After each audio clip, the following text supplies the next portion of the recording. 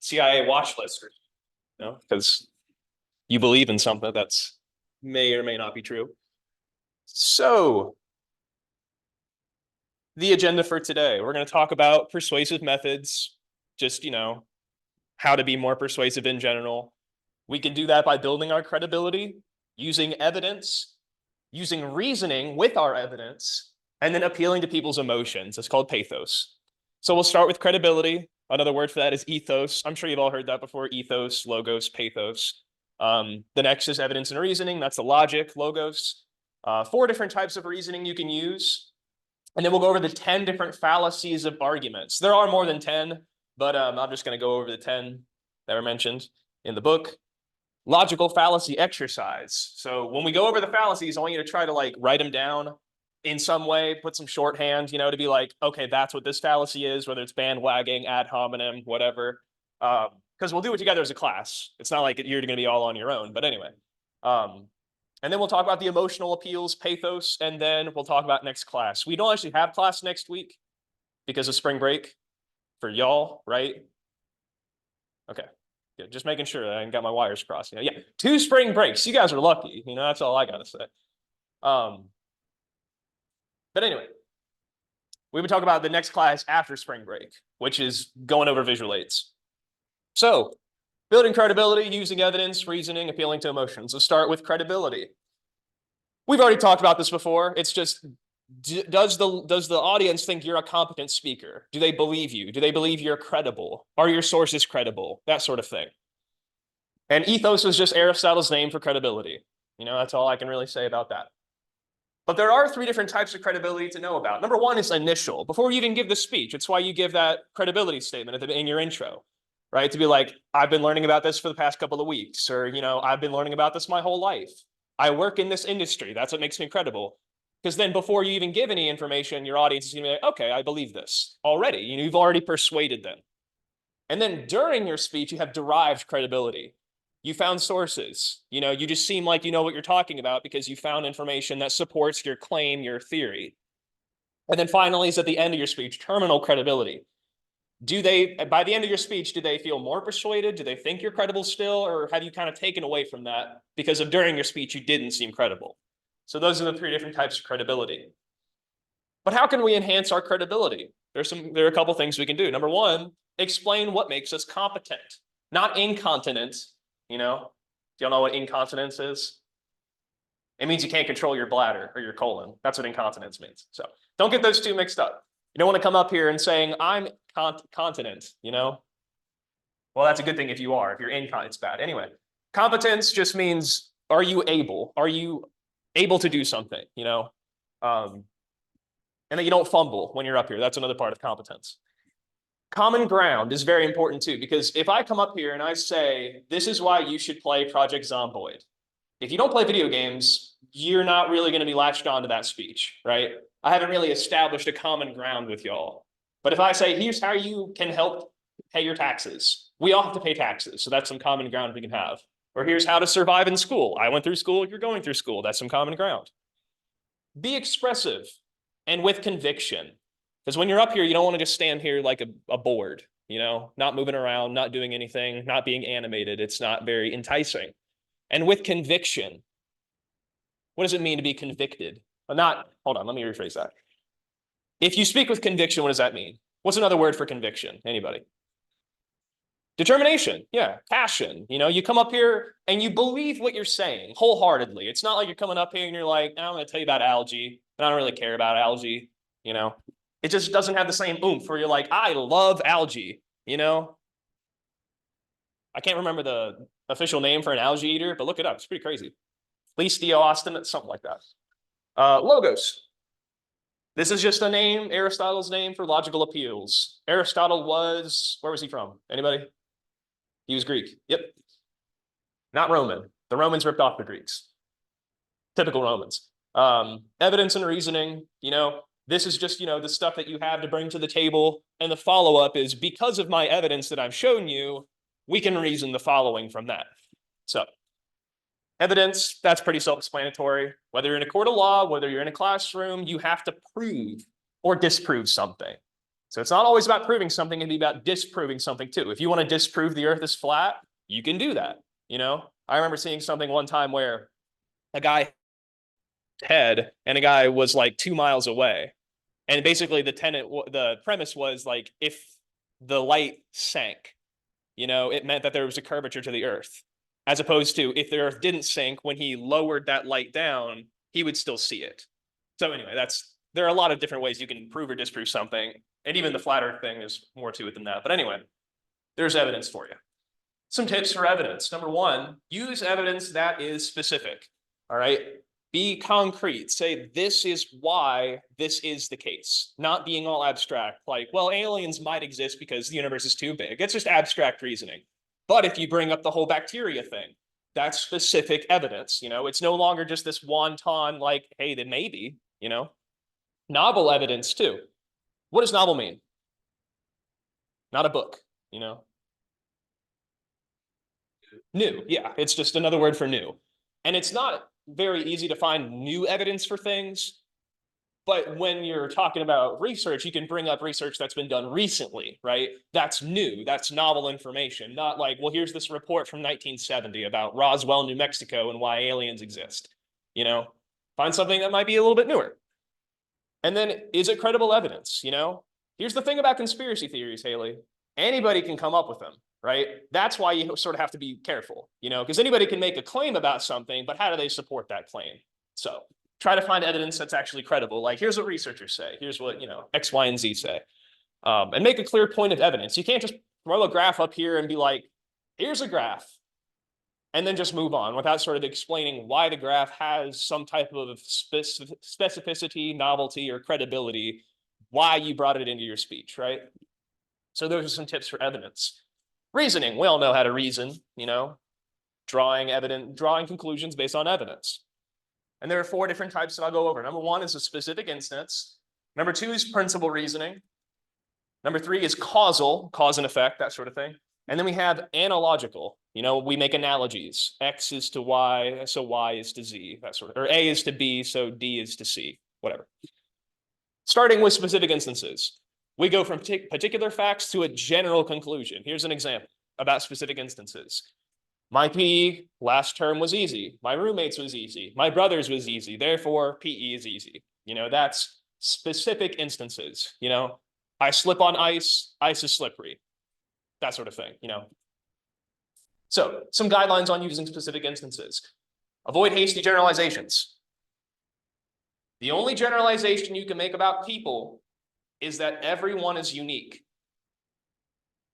Marinate in that for a minute, Like, you can't really generalize people because we're all unique individuals. That's the only generalization you can make about people. I'll say that. Qualify your argument when necessary. So this means give some type of figure, like qualify it, not quantify it, put some adjectives on what you're trying to say, and then reinforce it with statistics and testimony, So if you're going to give a specific instance, give a testimony. Like in the previous example, it was the brother, it was my roommate. They all said the same thing about PE. Statistically, everyone gets an A in PE. That can be a statistic you bring to the table. Here's why I can convince you PE is easy. Now, reasoning from principle, all right? We go from a general principle to a specific conclusion. And I'll give you an example. From Aristotle, all people are mortal. You probably heard that premise before, right? So based on that major premise, Socrates was a person. So that's a minor premise. The conclusion we can draw from that is, therefore, Socrates is mortal, That type of reasoning, Socratic reasoning, is just, we start with something major, minor, and then we connect the two, okay? That's reasoning from principle.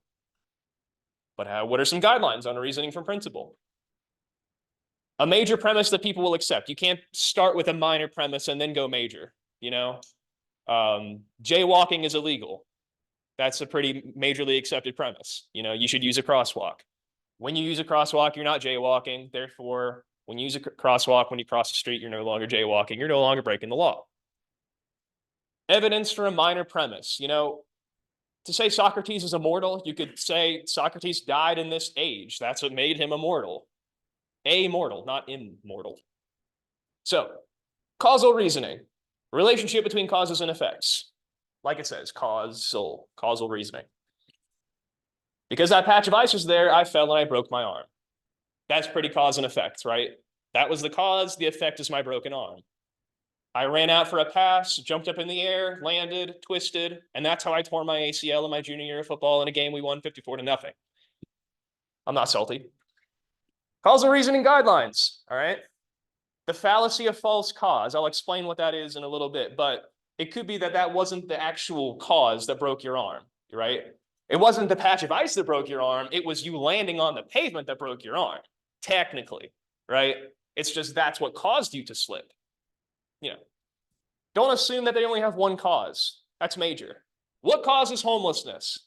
This is a trick question. What is it? Lazy people? That's one reason, I guess. Michael?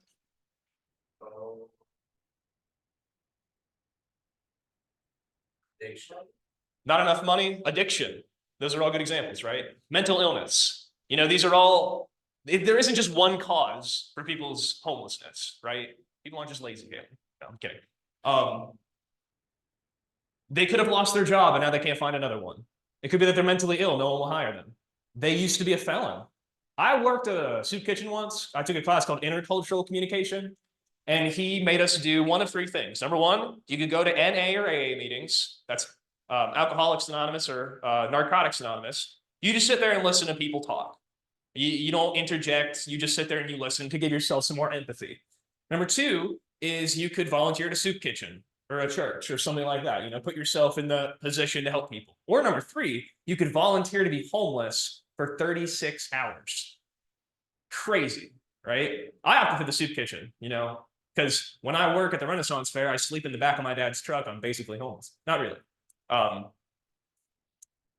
But the whole point is, when I was there, I talked to a guy who he ended up going to jail over a crime he never committed. And now his life is permanently altered because of that. He was accused of something, got put in jail, and now his whole life is affected. He can't get gainful employment because of that. It's hard to find housing. All these things add up to what makes a homeless person, right? So try to think more broadly. It's not like here's one, and that's the thing, because there's not just one cause, there isn't just one solution. It could be that affordable housing is one step. Gainful employment is another step.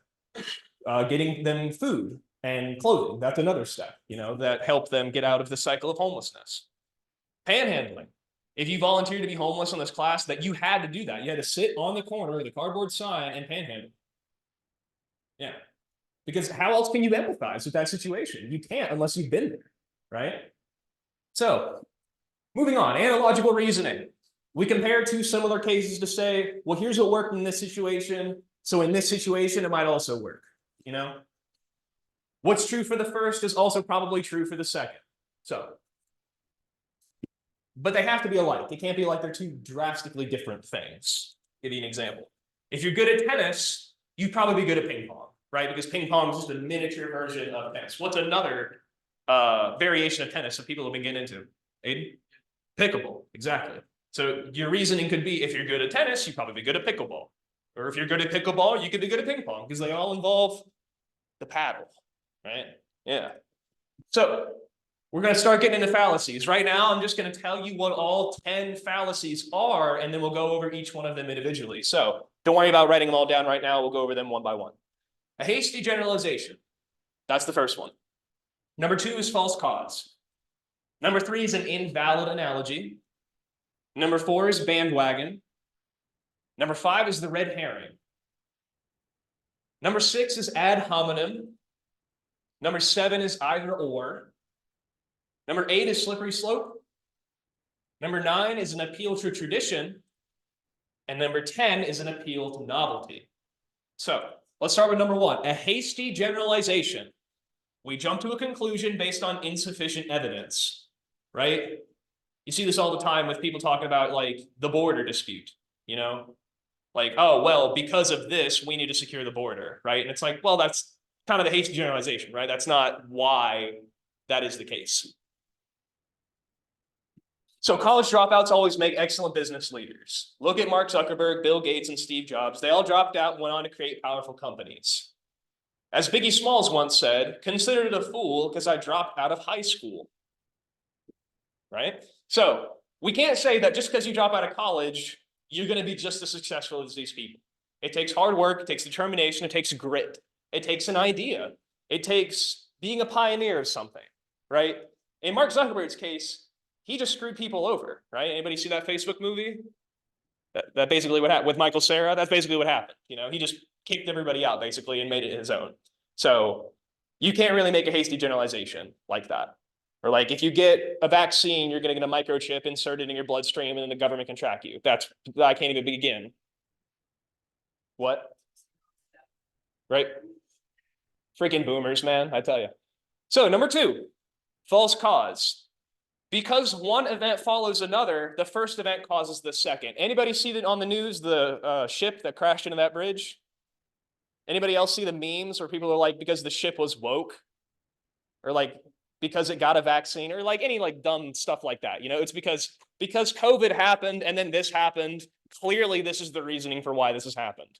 Or anybody see that meme where the guy's riding the bicycle and then he takes the stick and he puts it in the front wheel? And then the third panel is him being like, damn immigrants or boomers or something like that. Like just, it's a false cause. It's like, that isn't why that happened, but people do that all the time.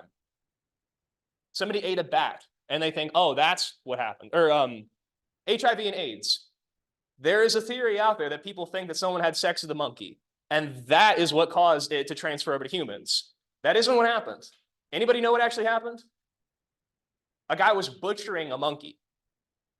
And then he got a cut and the blood from the monkey got in his blood. That's how it happened. It was in like the 1930s, all right?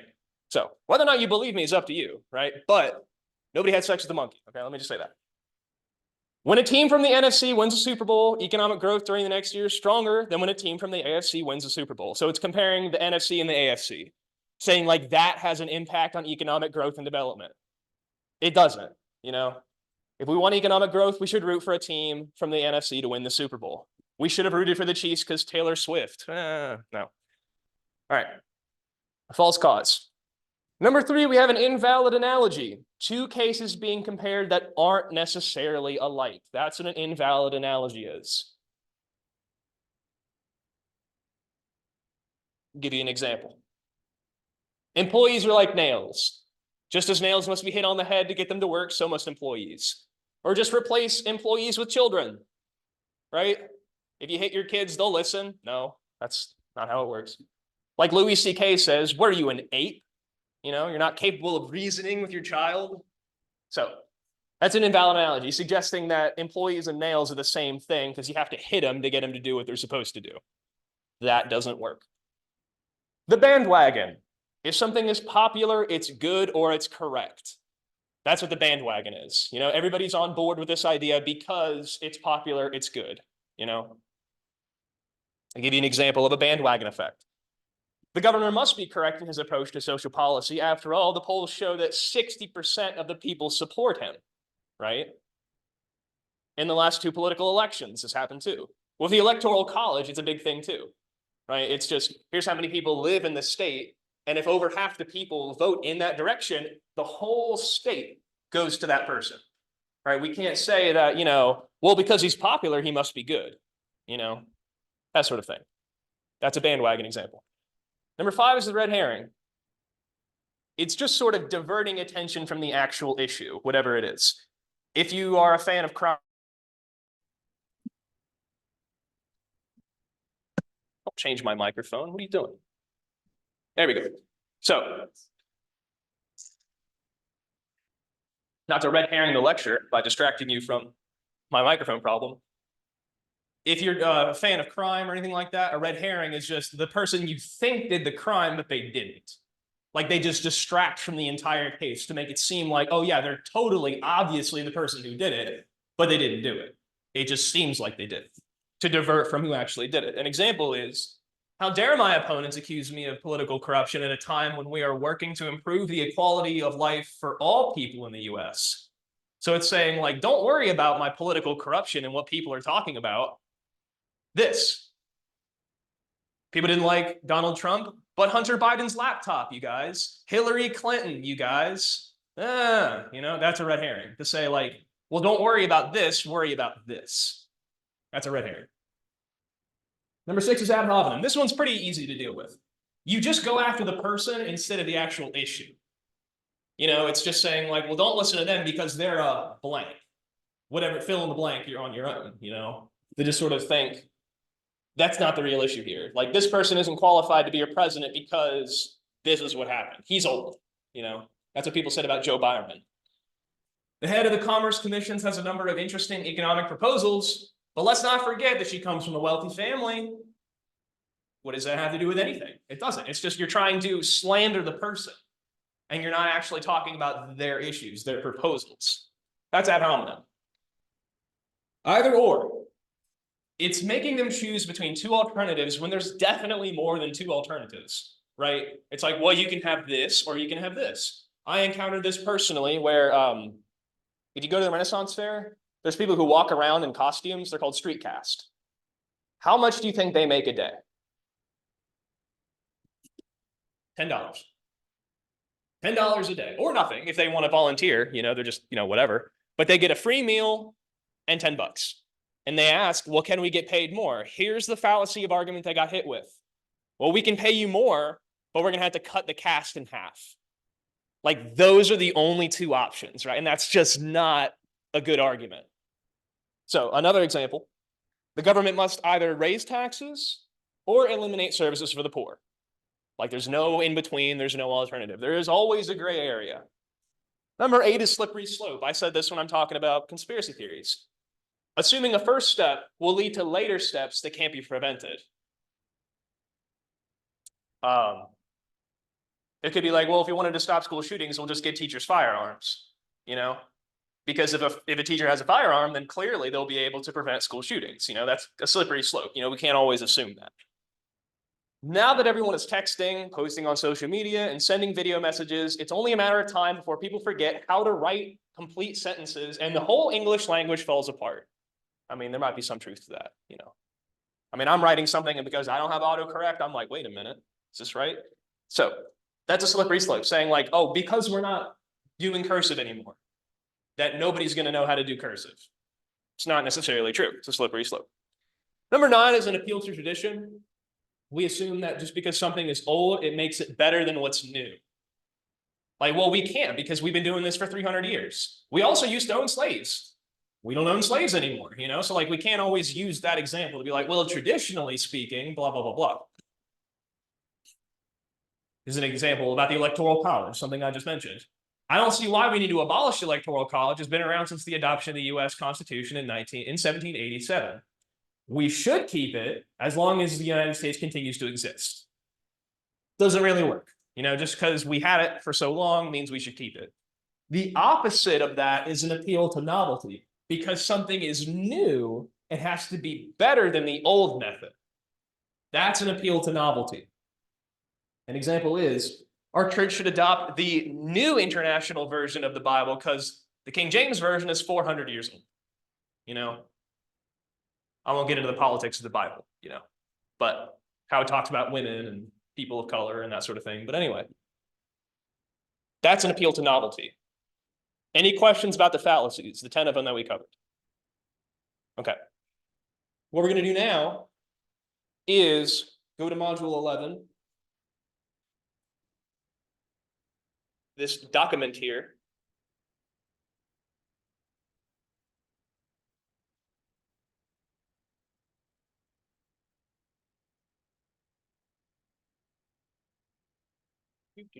Zoom in.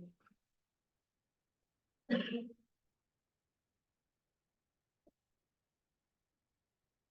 right, we'll start with the first 5, and then we'll go on from there. And we can kind of think about these a little bit before we dive right in. Number 1, as everyone knows, leaders are born, not made. You think about that one. Number 2, students could focus on their courses in their major if all of these useless courses were canceled, these useless English courses were canceled. Okay. Number 3, either we raise taxes or the fund will go bankrupt. Sounds obvious, right? Number 3, anybody? If you see that word either, it's probably the either or. Yep.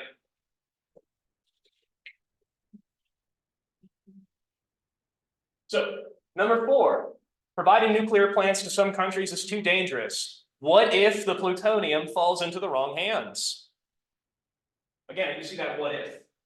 That's kind of your signal of what that type of fallacy is.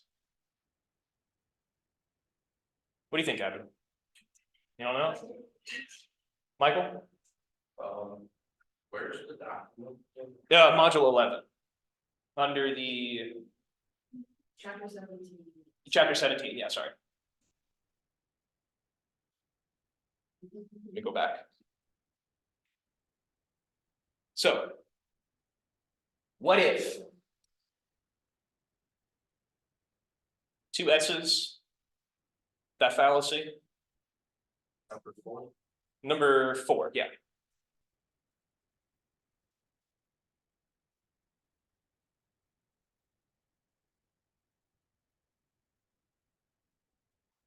Woo, nice catch. I'm going to write down the fallacies on the left-hand side. What was that? False cause? Could be. But there's no. Oh, slippery slope. Slippery slope, yeah.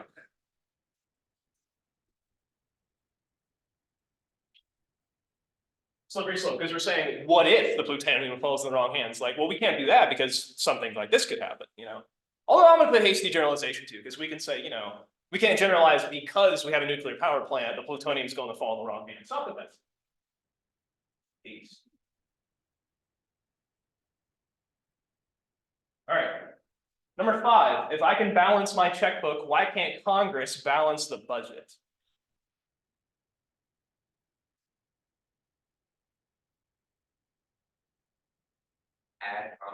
Ad hominem.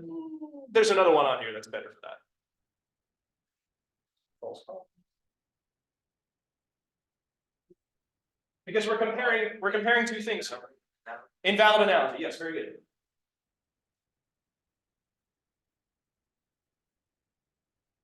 Because those 2 things, although they're kind of related, they don't have anything to do with each other necessarily, right? Them balancing the budget is not the same as you balancing your checkbook. Let's go back to number 1. As everyone knows, leaders are born, not made.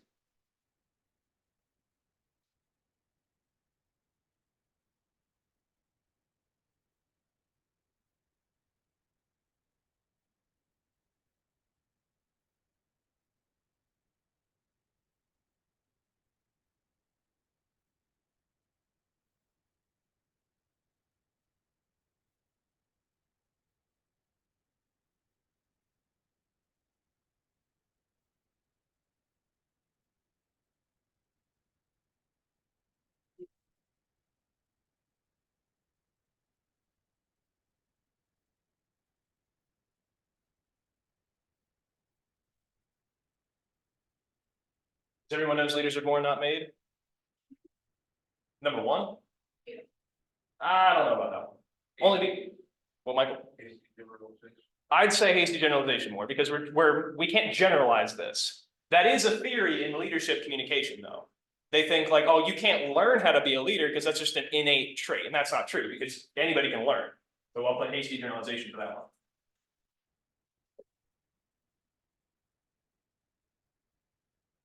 Okay. Students could focus on their courses in their major if all these useless English courses were canceled.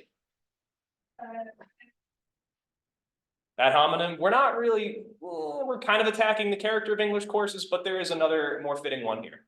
We're trying to say that the blame for their major, like the reason that they're failing is because of English courses. Which one's that? Like English courses are the scapegoat. A scapegoat's the thing that takes the blame for something. False cause? We could say red herring. It's the red herring, you know? Because we're trying to say like, oh, the reason that they can't is because of English courses. Red herring.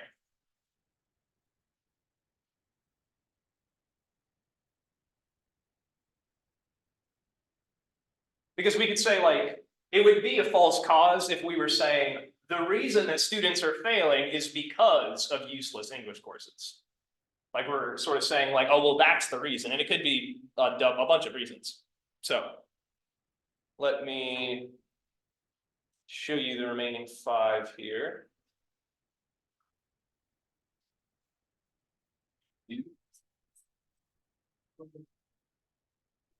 The first one says playing sports makes people more aggressive. Look at all those fights at the bowling alley. False. False cause. Yes, false cause.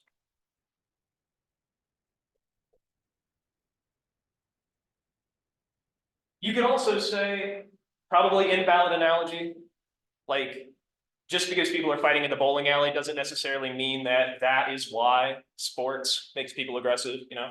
But we'll put false cause. I should be getting an A in writing class. I got an A in 7th grade. It was ad. Ad hominem is attacking someone's character.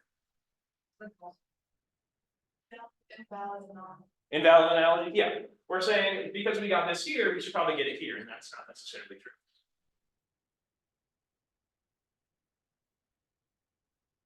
All right. Number 8, don't vote for Marianne Williams. She used to hit the bottle pretty hard.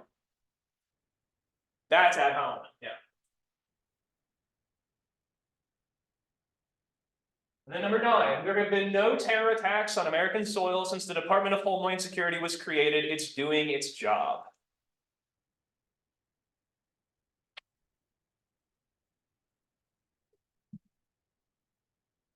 Filter tradition.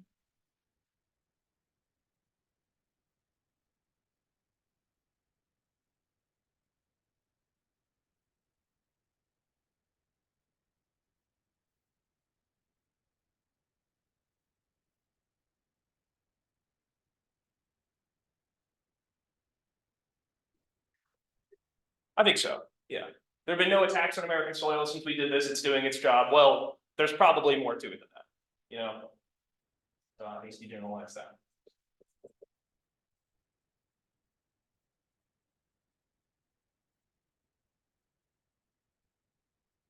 You could also kind of say false cause for that one. Like, oh, the cause of why there's no more terror attacks is because of the Department of Defense. But number 10, US gun controls need to be tighter. Every year, hundreds of people are killed in armed robberies. Slippery slope. Anybody else have any ideas? Not to say that that's wrong, but.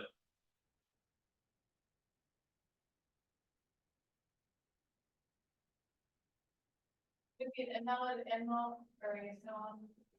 Analogy, yeah. Maybe. We're not really making a comparison there. You know, it's like, you know, gun control equals less homicides, just like this and this, that sort of thing. What was that? Either or?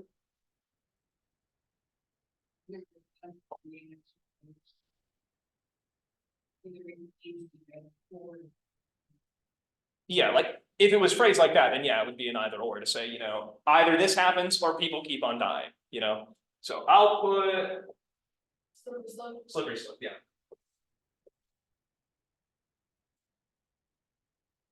Okay. I know that's a little difficult because it's like, well, you know, they could fall into multiple categories, but you know, just to sort of get you to think about it. And on this document, there are some more fallacies of argument. As opposed to just the 10 that I mentioned here. So I will give you some of those because I think that fallacies of argument are always going to come in handy in any walk of life, right? We already talked about ad hominem, bandwagon, begging the question, treating an opinion as if it were plain truth. Students could focus on their courses if all English courses were canceled. So that's begging the question, but it's also what we said earlier, the red herring. Dogmatism, the tendency to lay down principles as incontrovertibly true without consideration of evidence or the opinions of others. Like Christianity is the most popular religion in America, so it's the best religion. That's dogmatism, to say like, or the scientific revolution. That really was the case back in the day where it's like, well, science proves that this is the case, but people kept trying to back up on, you know, well, what about miasma theory? Miasma theory is this idea that germs didn't cause disease, leaving poop in the streets left bad smells, and that caused disease. That's just not true, you know? That's dogmatism. Either or, equivocation. When a key term or phrase in an argument is used in an ambiguous way, with one meaning in one portion of the argument and then another meaning in another portion. How can you be against faith when we take leaps of faith all the time with friends and potential spouses and investments? Faith is shifted from a spiritual belief to a risky undertaking. So that's equivocation. False analogies, false causality, that's the false cause, hasty generalization, non sequiturs, conclusions based on irrelevant evidence. That was the, I should be getting an A in writing because I got an A in anatomy. It's not the same. It's not the same as before, whereas I got an A in the 7th grade, so I should be getting an A now. Those are just inconclusive. Overly sentimental appeal distracts the reader by striking his or her emotions in a heartwarming or gut-wrenching manner to distract the reader from the facts that prove the argument is invalid. Sandy, I say this all the love in my heart with a rose in my hand, with honest hope that you will say yes. Will you go to prom with me? Jeez. The only support being presented is it's an emotionally based argument. You know, teachers should carry guns in schools because here's a kid that died in a school shooting. That gives no evidence to say here's why teachers should be armed. The pen is mightier than the sword, you know. Red herring, scare tactics. Persuading by appealing to someone's feelings. Providing nuclear power plants to some countries is too dangerous. What if the plutonium falls in wrong hands? Just using fear to motivate people. There'll be atomic bombs in Central Park. They're just trying to scare you, you know. Slippery slope, stacking the deck, selecting evidence that only supports your claim and concealing or downplaying other evidence. You know, if you want to talk about why teachers should be armed in the classroom to prevent school shootings, you wouldn't talk about the time where a teacher shot a kid because they got upset, because that doesn't prove your point. You know, you're that's another word, is cherry picking, you know, where you're only picking out certain bits of information that prove your point. And then straw man. You'll encounter this all the time. They attribute an unreasonable position to our opponents and then counter-argue that rather than real arguments. People who don't support tuition hikes don't care about our children's education. Obviously, tuition should be reduced. You know, that's a matter of fact. Nobody's advocating for that. A straw man is basically saying, you know, here's this argument that can't stand up on its own. That's why it's called a straw man, because you can easily knock it over. Here's why we shouldn't get babies' driver's license knocked over really easily, because nobody's making that argument. You made it up. You know, here's why the drinking age should be reduced to 8 years old. Nobody's making that argument. So it's very easy to say like, oh, well, that's not a good argument. Straw man. So handy in life, I think, as opposed to just, you know, public speaking. That's not useful.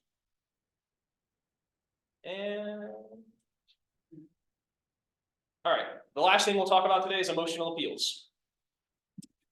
You can definitely argument, but don't make that the central claim of your argument, right? You can't just say, you should be afraid of this, which is why you should believe me. That's not a good emotional appeal. A pathos is the name Aristotle gave for an emotional appeal, pretty simple.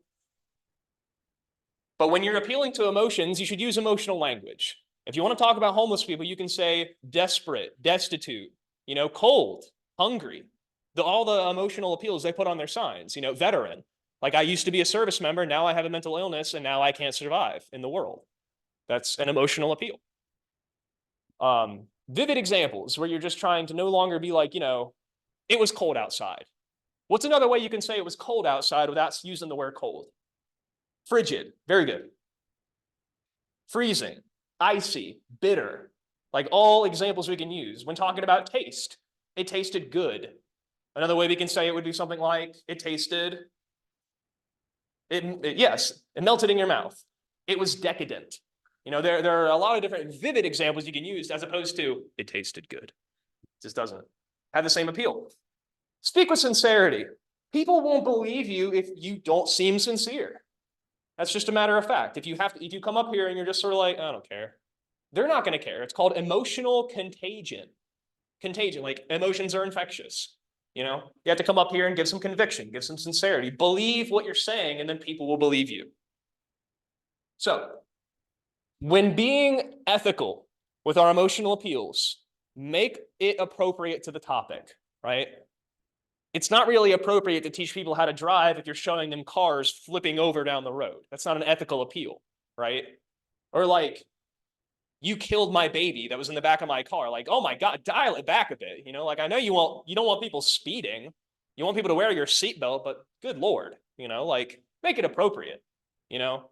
Like, oh, you could get a concussion if you drive without a seatbelt. That's fair. You know, you're not like really fear-mongering there. You're just matter of fact, you know? Here's how many concussions happen every year because people didn't wear their seatbelt or because people were speeding. That's not an overly emotional appeal. And don't substitute emotions for evidence and reasoning. That's the big point of using an emotional appeal, right? You can't just own liberals with facts and logic. You know, you have to sort of, if you're going to make an emotional appeal, make it appropriate, but intersperse it with logic, reasoning, and credibility, right?